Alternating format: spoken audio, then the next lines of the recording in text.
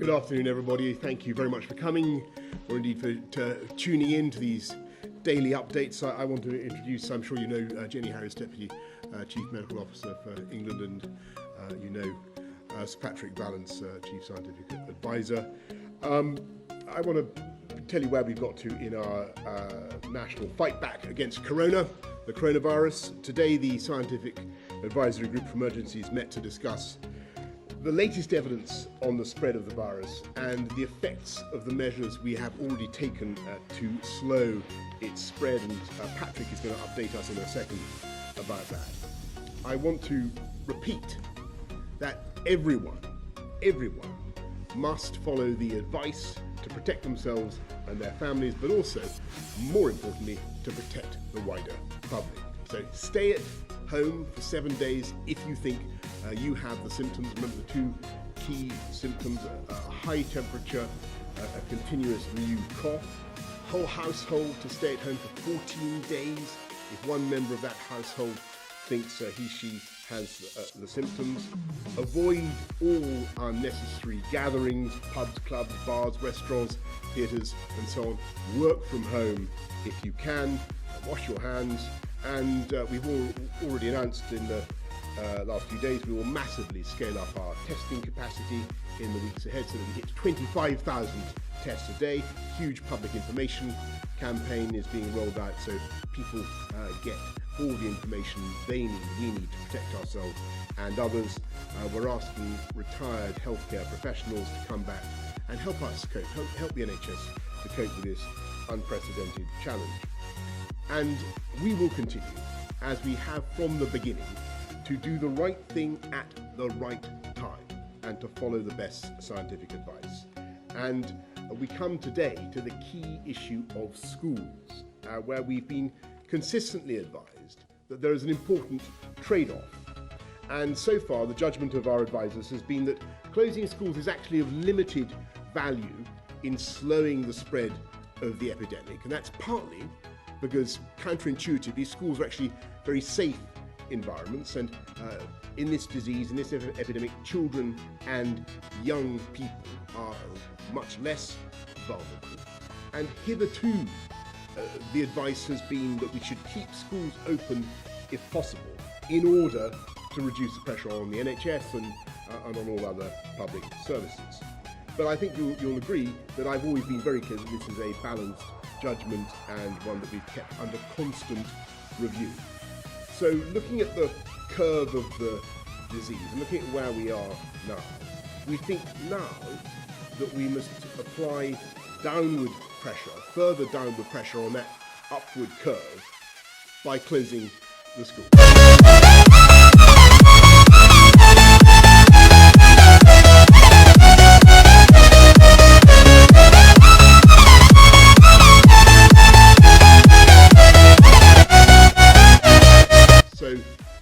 I can announce today, and Gavin Williamson is making a statement now in the House of Commons, that after schools shut their gates from Friday afternoon, they will remain closed for most pupils, for the vast majority of pupils, until further notice. And I'll explain what I mean by the vast majority of pupils. The objective is to slow the spread of the virus, and as I say, we judge that this is the right moment to do that. But of course, as I've always said, we also need to keep the NHS going and to treat the rising number of cases. So we need health workers who are also parents to continue to go to work, and we need other critical workers with children to keep doing their jobs too, from police officers who are keeping us safe to the supermarket delivery drivers, social care workers who look after the elderly and who are so vital. We'll be setting out more details shortly about who we mean in these groups. So we therefore need schools to make provision for the children of these key workers who would otherwise be forced to stay home. And they will also need to look after the most vulnerable children. This will mean that there will of course be far fewer children in the schools, and that will help us to slow the spread of the disease. And these measures are crucial to make sure that as I say, the critical parts of the economy keep functioning and public services keep functioning. So we're simultaneously asking nurseries and private schools to do the same, and we're providing financial support where it's needed. We're making provisions to supply meals and vouchers for children eligible for free school meals. And where some schools are already doing this, I want to make it clear that we will reimburse the cost. And of course, this does mean that exams will not take place as planned in May and June, though we will make sure that pupils get the qualifications they need and deserve for their academic career. Now, I know that these steps will not be easy for parents or for teachers, and for many parents this will be frustrating, and it will make it harder for them to go out to work. And of course, that's one of the reasons that we haven't wanted to go ahead.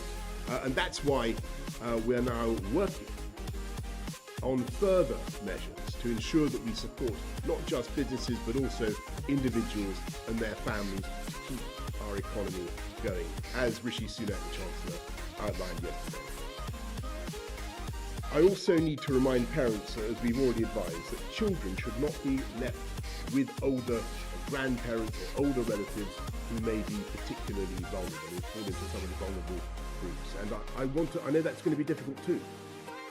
And I want to thank families for their sacrifice at this difficult time. And I want to thank the whole country for the efforts that people are making to comply with these measures. I particularly want to thank teachers, head teachers, all the support staff who keep schools going, who are going to be able to make these exceptional arrangements work for the benefit of us all. By looking after the children of key workers, they will be a critical part of our fight back against coronavirus. And as I've said, we will take the right steps at the right time, guided by the science. We believe that the steps we've already taken, together with those I'm announcing today, are already slowing the spread of the disease, but we will not hesitate to go further and faster in the days and weeks ahead. And we will do whatever it takes so that we beat it together. And I'm now going to pass, I think, to Patrick to give an update from SAGE's point of view. Thank you. Overriding consideration, as always, save lives, protect the most vulnerable people from this illness. The vast majority of people have a mild illness, but some get a very severe illness. The measures that were announced a couple of days ago, we already know are taking effect in terms of behaviour, so we can see that already, that people have actually taken that very seriously and have made a difference, and that's really important to carry on with that. But the thing we must protect in order to achieve those aims of saving lives and protecting people is to make sure that the NHS intensive care capacity and the ventilator capacity is not breached. That's what we need to keep looking at, making sure we do not get to a position where that's breached. As this moves fast, and I alluded to this on Monday, more measures will be needed to make sure that happens. And right from the beginning, we said schools are one of the things you can do, but they're less important than some of the others that have been taken. But we now think we're at a stage where this extra bit is an important measure to make sure we stay under that critical protecting the NHS, ICU and ventilator capacity.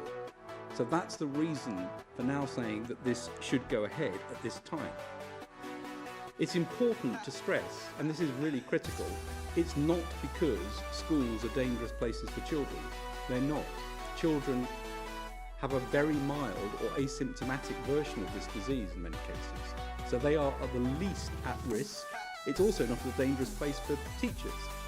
The reason for this is because of the effect it can have just to knock down further the transmission, put some delay into the system, put some brakes into the system of the transmission of this disease, to bring it down, to protect those people who might get the much more serious version and end up in intensive care or on a ventilator. So that's the reason. Now is the important time to do it. It's not instead of, and it can't supplement the other measures. The other measures are crucially important, and we all have our part to play to make sure that we make those measures as effective as possible to try to drive this right down and make sure we stay below that critical threshold. Thank you. Thanks very much, Patrick. Jenny, from your point of view. So I think nothing very much further to add to those points. Exactly as Patrick has explained, this is not a change in the scientific position which we've always taken forward. It is very much a practical response at a critical time, as both the Prime Minister and Sir Patrick has indicated, but very happy to answer any clinical questions that come through. Okay, excellent. Well, thank you very much, Jenny. Let's go straight to you and for your questions on this. I'm Beth Rigby, Sky News. Prime Minister, just in terms of further measures, a third of the deaths are now in the capital of London. Buses are still full, the tubes are full, bars are full. London is not listening to your advice. You've shut the schools today. When will we see wider enforcement to shut down London properly? And if I may, just on the antibodies test, after quite difficult days and frightening news, something a bit more encouraging today. You talked about getting closer to an antibodies test to tell us whether people have had the virus. When will it be ready, and what sort of impact could it have? Could it be a game changer in helping us manage this disease and keeping our emergency services running? Thank you. Yeah, well, Beth, thank you very much. And look, we've always said that we're going to do the right measures at the right time. That's what we've done. And actually, I think a lot of people are making a real heroic effort to comply with the advice that we've given. But as I've said tonight and in the past few days, we keep everything under continuous review, and we will not hesitate to bring forward further and faster measures where we think that is necessary. But on the antibodies. So 2 types of tests are important. The test to say, have you got the active virus? And that's being rapidly scaled up by Public Health England. And that's crucially important to know who's actively got it at the moment. The second one, as you allude to, is the antibody test, which tells you whether you've had it and whether you've now got antibodies against it. And that's progressing very fast. Public Health England are looking at this today. And they've got a test which they've got in-house that they're going, and we're looking at ways to get a much more widespread version of that out. It is a game changer, and the reason it's a game changer is that it allows you to understand the proportion of the asymptomatic population who's had this disease but hasn't had symptoms that are in any way significant. And we don't have that number accurately for anywhere in the world at the moment. So if we can get that number, it starts to really help. And going forward, it's going to be critically important to be able to monitor this disease well, because only by being able to monitor it can we start relaxing measures again, start understanding what the effect of taking things off again at some point is. So this is all part of a critical ability to manage this as an agile way going forward. Thanks. Jenny, anything to add on well, that? just to say that I think exactly as Sir Patrick has said, it is actually not just our health workforce, it's our care workforce as well. And the other measures that we've introduced, particularly to protect the vulnerable, when we have a matched workforce, if you like, where we are clearly aware of their antibody status, whether they have had the disease and are therefore safe to work with our vulnerable group, that increases our opportunities around our interventions.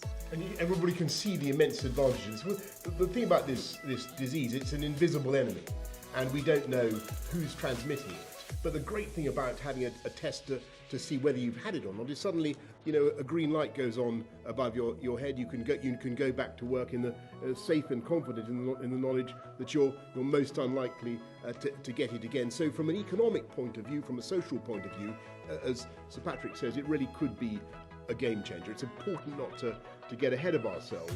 We're not there yet, but you really can see the potential of that advance, which is, as I say, coming down the track. Let's go to Laura Queensberg from the BBC. Thank you very much, Prime Minister. You were very eager to avoid closing schools if you possibly could, but now you have taken that decision. Families will wonder, maybe more than anything else tonight, how long these closures might last. Sure. Can you give us any indication? The Scottish Government has suggested maybe 6 months until the summer holidays. And to the medics, if I may, you have touched on this, Sir Patrick, but in the simplest, clearest of terms, if schools are to be closed to slow the spread, why are they safe places for any child or any member of staff?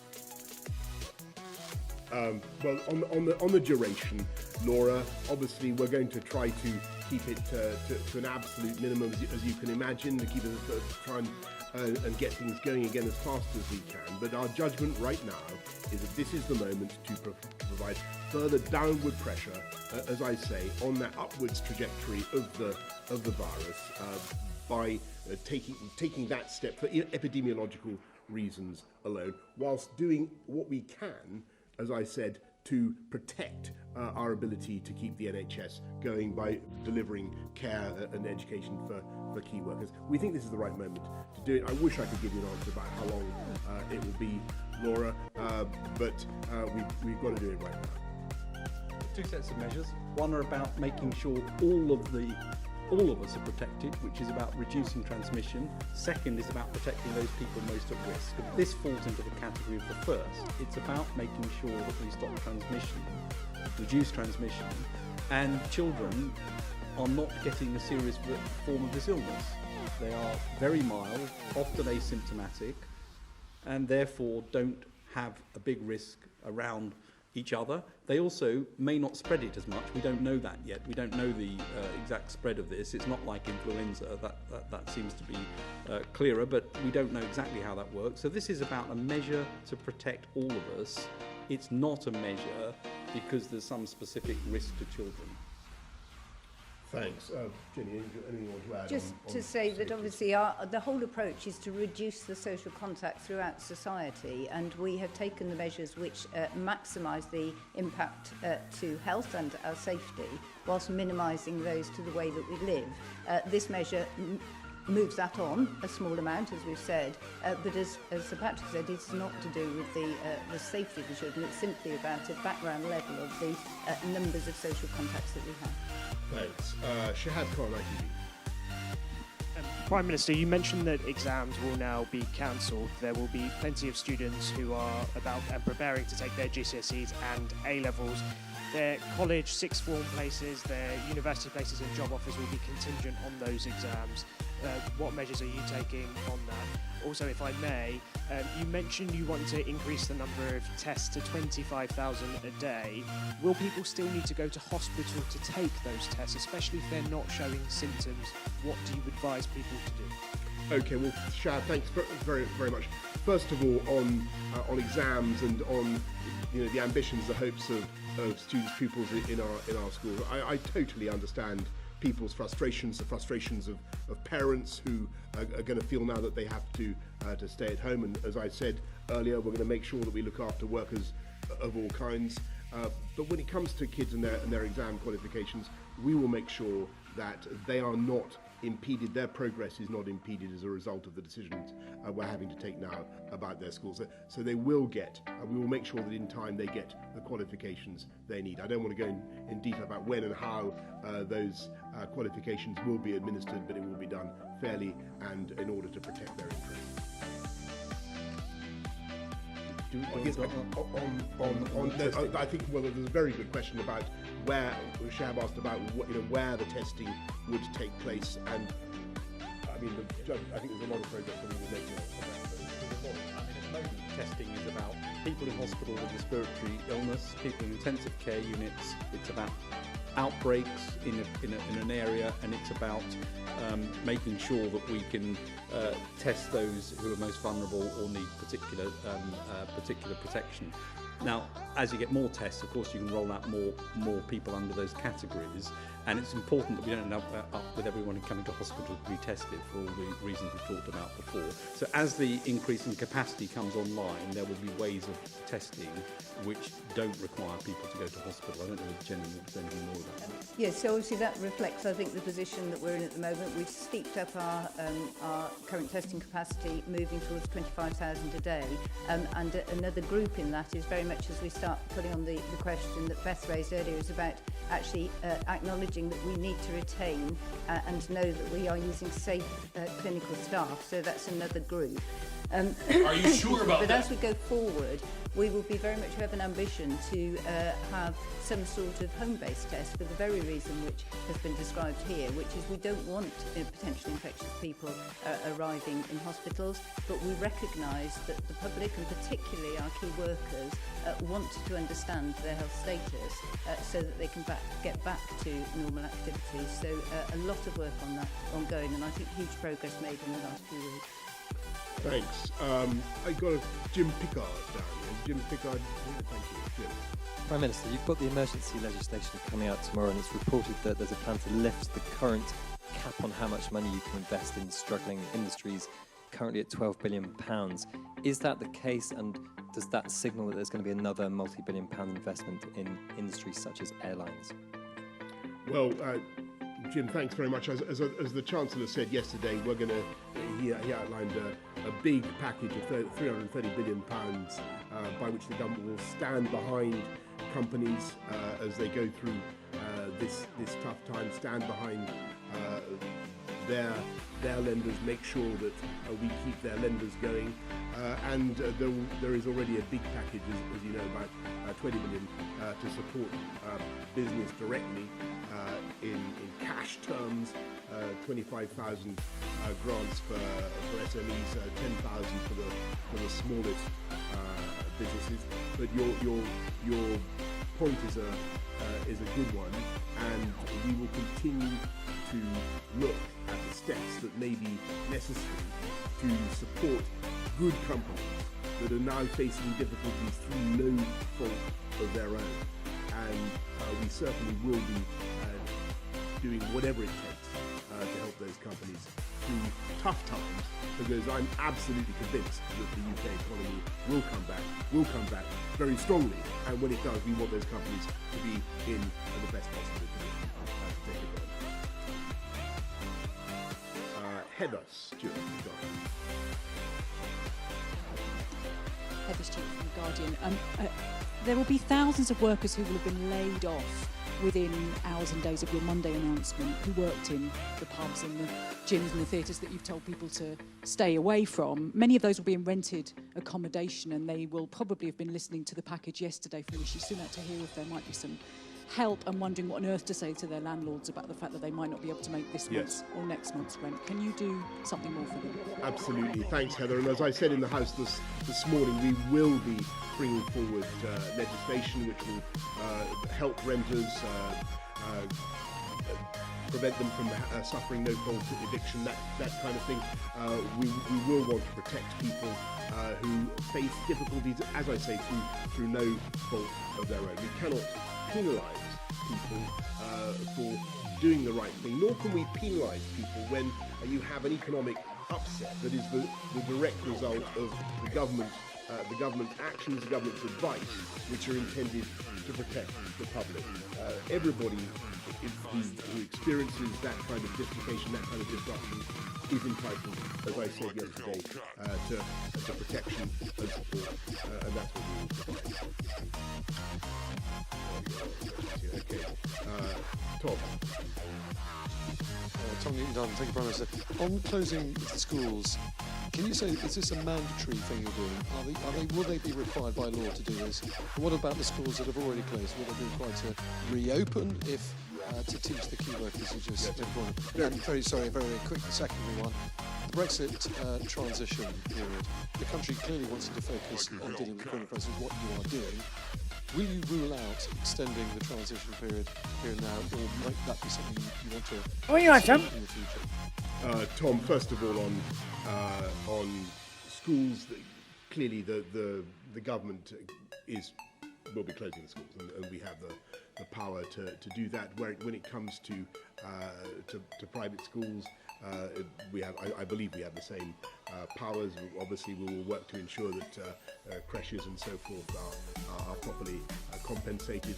And as for the provision for nurseries are properly compensated, as for the provision for the vulnerable and for the key workers in the schools that have already closed, we will work to ensure that they, where necessary, they provide those facilities as well as other schools. I think what you possibly need to imagine is that as we go down the track, since there will only be a minority, or a small minority of pupils going forward in the future who are being continuously looked after by schools, there may be an overall reduction in the number of schools who are providing any kind of service at all, if you see what I'm saying. There may be some rationalisation so that not every school is providing the service for key workers and for the vulnerable, if you see it. But that, on Monday, what we want, if possible, is for all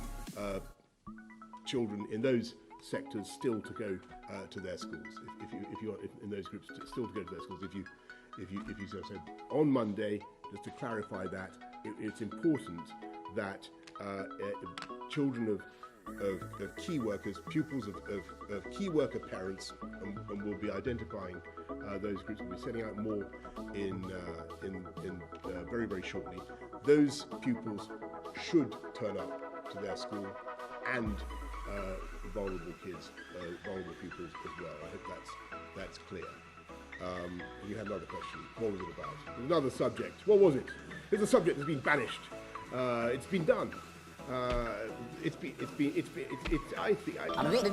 That's all, folks. It's not a subject that's being regularly discussed, I can tell you, in Downing Street at the moment, and we're getting on with, there are legislation in place that I have no intention of changing.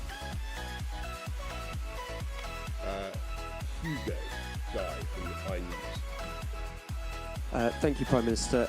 Following on from Beth's question, is there any intention to bring in legal restrictions on when, where or how people can travel around, whether that's specifically in London or more broadly? Well, thanks, Hugo.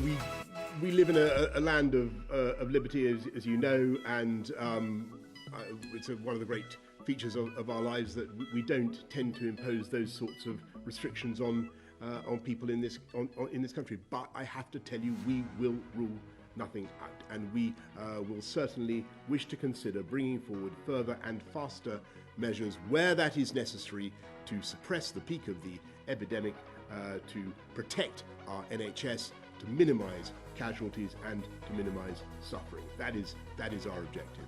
Anyone want to add on that? Okay, thank you.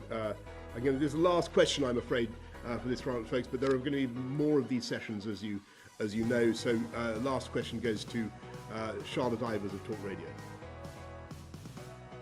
Thank you, Prime Minister. Sir Patrick, it appears people are quite reluctant to follow this advice, as Beth mentioned earlier. Could I ask if your modelling of the results takes that into account? And secondly, Prime Minister, how would you describe people who aren't taking the advice of social distancing? Are they being immoral? No, well, I'll ask Patrick to answer first.